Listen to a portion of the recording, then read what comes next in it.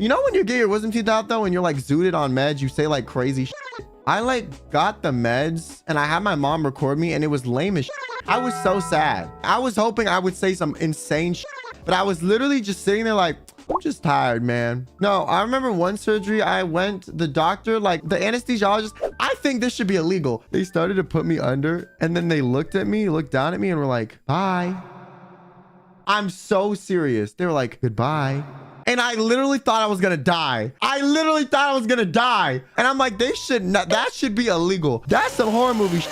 Like, bro. Although that wasn't that, like, okay, to be fair, it didn't freak me out that much, but like, damn. The worst thing with the anesthesia with me though was one time I went on anesthesia and the meds did not work. This can happen sometimes, and I don't know why, but like, you'll be asleep, but you'll feel everything. And that happened to me one time when I got surgery on my arm. First of all, I'm just gonna say his name.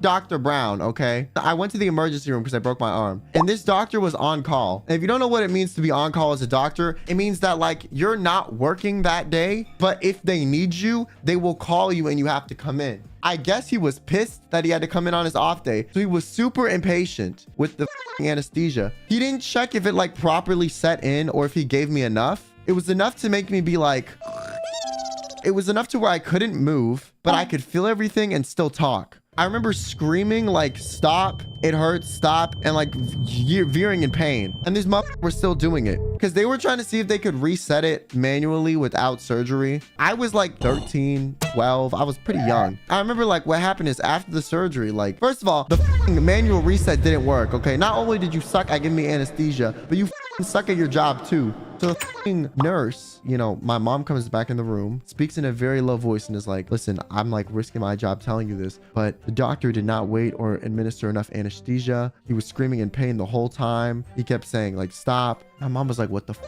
And the only thing I'm mad about this whole situation is my parents didn't sue. Why? That was the freest $1 million bag we ever could have gotten in our lives, bro. Like, that's the only thing I'm mad about. The trauma, I don't give a fuck. Okay, that did not really fuck with me that much. I got surgeries afterward. I didn't care. We didn't get a bag is what I'm mad about. I guarantee if we told the nurse we'd give her a percentage of the money, she would have testified. Like, what the f? Yo, that would have been $3 bills. Didn't do it. To this day, I'm sad about the fact that we did not sue them. I don't care that I was screaming. I just care about the bag that could have been. Like, mom, dad, you f***ing dumbasses. What the f?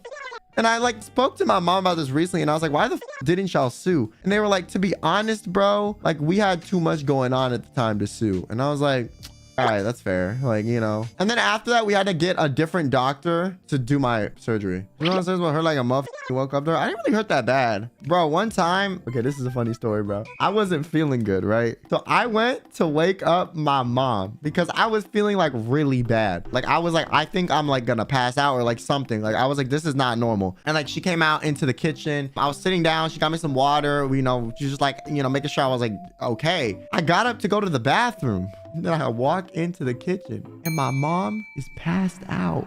Not even like asleep, like she fainted. I heard like a thud when I was in the bathroom. So I leave and I go over there and I'm like waking her up and she wakes up immediately. Which, by the way, if someone passes out and they wake up immediately, that's good. If they don't, it's bad. She was like, what happened? And I was like, bro, you passed the f out. It was like, what? How long was I out? How long was I out? Was it long? I was like, it was literally like 2 seconds. She was like, oh, okay, that's good. But I just thought it was so funny that like I was like feeling like I was gonna pass out. So I woke up my mom. And then when my mom was helping me not pass out, she f***ing passed out.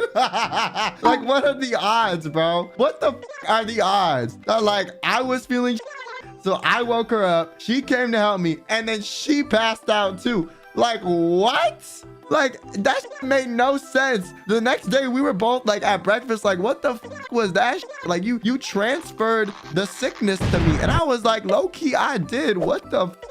That made no sense. That was one of the most odd things that ever happened. Like, it literally made no sense. To this day, we don't know what happened. She never passes out. Like, that was like a one-time thing. Bro turned on airdrop.